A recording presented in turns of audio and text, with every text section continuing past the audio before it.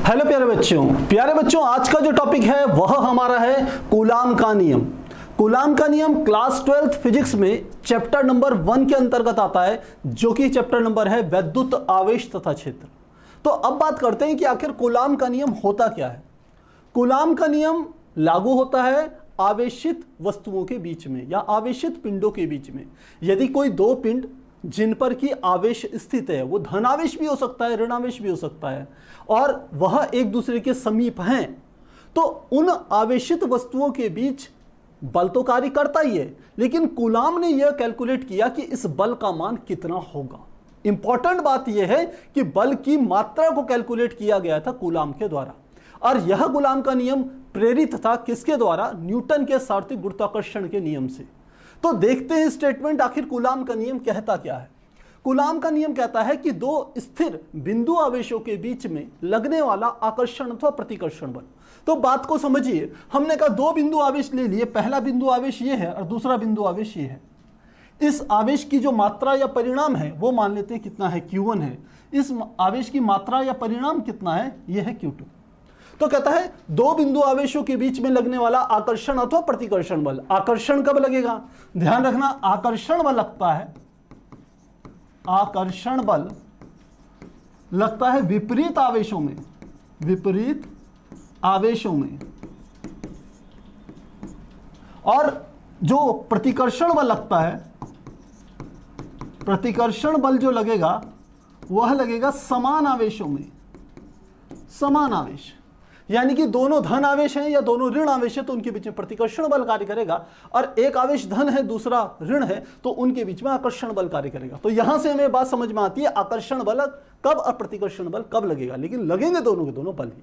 तो स्टेटमेंट है दो स्थिर बिंदु आवेशों के बीच में लगने वाला आकर्षण अथवा प्रतिकर्षण बल उन दोनों आवेशों की मात्राओं के गुणनफल के, जो आवेश की मात्रा है, तो पहले आवेश की मात्रा है Q1, दूसरे आवेश की मात्रा है Q2, इसका गुणनफल आ गया, यानी कि गुणनफल के अनुक्रमानुपाती, यानी कि F अनुक्रमानुपाती होगा Q1 गुणा Q2 के।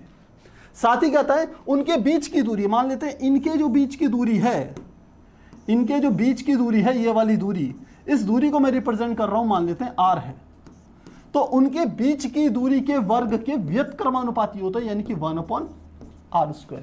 सेम वैसे ही है जैसे न्यूटन के सार्वत्रिक गुरुत्वाकर्षण का नियम था, वह भी वर्ग व्यत्क्रमानुपाती का नियम होता है, यह भी वर्ग व्यत्क्रमानुपाती का नियम होता है। बहुत से बच्चों को यह बात समझ में नहीं आती, ये वर्ड समझ में नहीं आता, आखिर वर्ग व्यत्क्रमानुपाती का नियम क्या होता है। यदि हम कहें F R पर इस प्रकार से निर्भर है कि F और R में व्यत्क्रमानुपाती का संबंध तो है, लेकिन F व्यत्क्रमानुपाती है R² के, तो हम इसे कहते हैं वर्ग व्यत्क्रमानुपाती का संबंध। R का वर्ग है लेकिन F के साथ ये किस संबंध में? व्यत्क्रमानुपाती।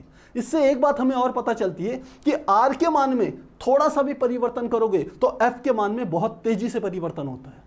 R का मान थोड़ा सा भी बढ़ाओगे तो F का मान तेजी से घटेगा, और R का मान थोड़ा सा भी घटाओगे तो F का मान तेजी से बढ़ेगा। यह होता है वर्ग व्यत्क्रमानुपाती का संबंध। तो स्टेटमेंट हमारा यहां तक आ गया। इन दोनों को यदि हम एक साथ मिला दें, इन दोनों को, तो हमारा नियम निकल जाता है F अनुक्रमानुपाती होगा Q1 Q2 बटे R²।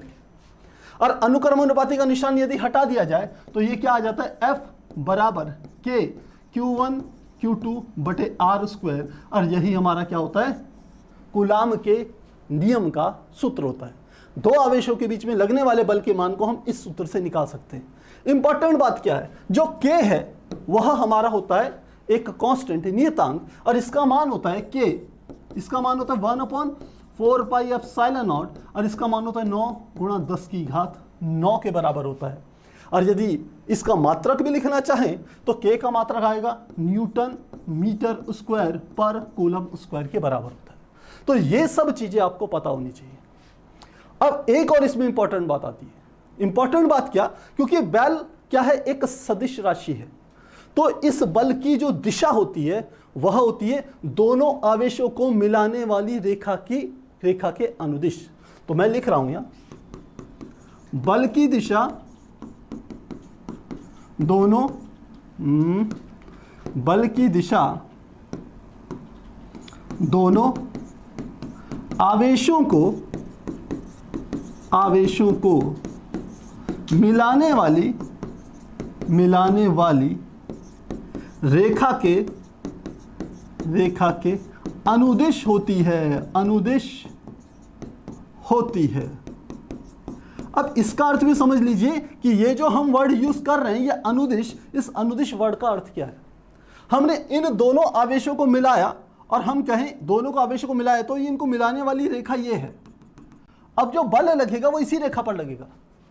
यदि यह दोनों के दोनों बल विपरीत हो जाएं, यानी कि हम कहें Q1 का मान प्लस Q1 है, Q2 का मान माइनस Q2 है, तो लगने वाले बल क्या होंगे, इस रेखा के अनुदिश होंगे। दोनों की दिशाएं ऐसे होंगी, यानी कि दोनों एक दूसरे की तरफ खींचेंगे, दोनों आवेश खींचेंगे, लेकिन इसी रेखा के अनुदिश लगेंगे। लेकिन यदि ये दोनों बल क्या हो जाएं, हम कहें समान प्रकार के हो, समान प्रकृति के हो, यानी कि यह भी धनावेश है, यह भी धनावेश है, तो ऐसी स्थिति में जो बल लगेगा प्रतिकर्षण बल लगेगा, लेकिन उसकी भी दिशा इसी रेखा के अनुदिश होगी। यानी कि बल की दिशा क्या होगी, ये वाली होगी। ये F बल लगेगा, ये इस दिशा में ये बल लगेगा। ये वाला आवेश इस आवेश को ऐसे धक्का मारेगा और ये वाला आवेश इस आवेश को ऐसे धक्का मारेगा, लेकिन बल की जो दिशा होगी वो इन दोनों बिंदु आवेशों को मिलाने वाली रेखा की दिशा में होगी। तो मुझे लगता है आपको यहां तक पूरी बात कंप्लीट समझ में आ गई होगी। बाकी आप जानते हैं बल का मात्रक क्या होता है, न्यूटन होता है। तो यहां पर हमारा कूलाम का नियम हो जाता है समाप्त। जहां तक बोर्ड एग्जाम की बात है, प्यारे बच्चों, एग्जाम में यह प्रश्न बहुत बार 2 नंबर में आपका पूछा जाता है और इसकी एप्लीकेशंस और इसके ऊपर बेस्ड जो न्यूमेरिकल होते हैं वो न्यूमेरिकल तो आपके 2 से लेके 5 नंबर के बीच में कुछ भी हो सकते हैं। तो मुझे उम्मीद है ये आपको अच्छे से समझ में आया होगा। तो मिलते हैं नेक्स्ट, हम कह सकते हैं वीडियो में, एक नए लॉ के साथ। तब तक के लिए गुड बाय।